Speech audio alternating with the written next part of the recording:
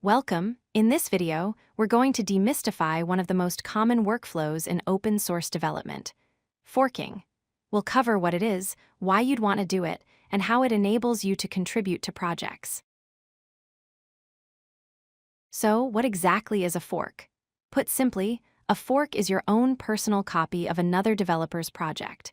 When you fork a repository, you create a duplicate of it under your own account. This gives you a safe space to make any changes you want without affecting the original project at all. There are two main reasons to fork a repository.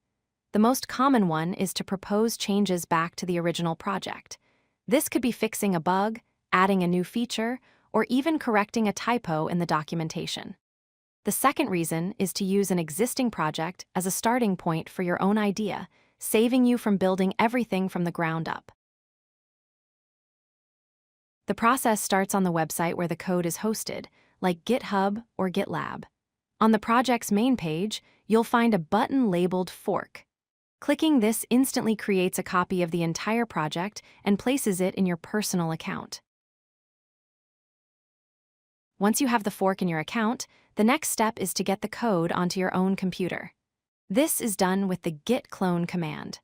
Cloning downloads a complete copy of your fork, creating a local repository where you can begin your work. It is always a best practice to create a new branch before you start making edits. A branch is like an independent line of development. It isolates your changes, ensuring that the main, stable version of the code remains untouched while you work on your bug fix or feature. Now it's time to do the actual work. You can modify existing files, create new ones, and implement your changes. After you've made some progress, you should commit your work. A commit is a snapshot of your changes at a specific point in time. It's like saving your game, and you should always include a clear message describing what you did. Your commits are initially saved only on your local machine. To upload them to your forked repository on the web, you use the git push command. This sends your new branch, along with all its commits, up to your personal fork, making them accessible online.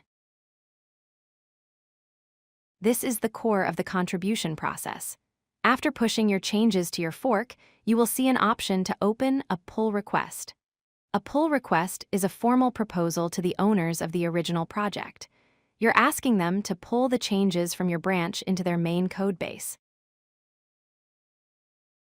Once your pull request is submitted, the project maintainers will be notified. They will review your code to make sure it works correctly and fits the project's standards. This is a collaborative phase. They may approve your changes right away, or they might leave comments and ask for adjustments. This feedback is a crucial part of open source collaboration. Open source projects are constantly evolving. While you are working on your changes, the original, or upstream, repository might be updated by other contributors. It's important to periodically sync your fork with these changes to avoid conflicts and ensure you are working with the most up-to-date version of the project. Let's quickly recap the entire workflow. First, you fork the original repository to create your personal copy. Second, you clone your fork to your local machine. Third, you create a branch and make your changes. Fourth, you push those changes back up to your fork. And finally, you open a pull request to contribute your changes back to the original project. That is the fundamental cycle of the fork-based contribution model.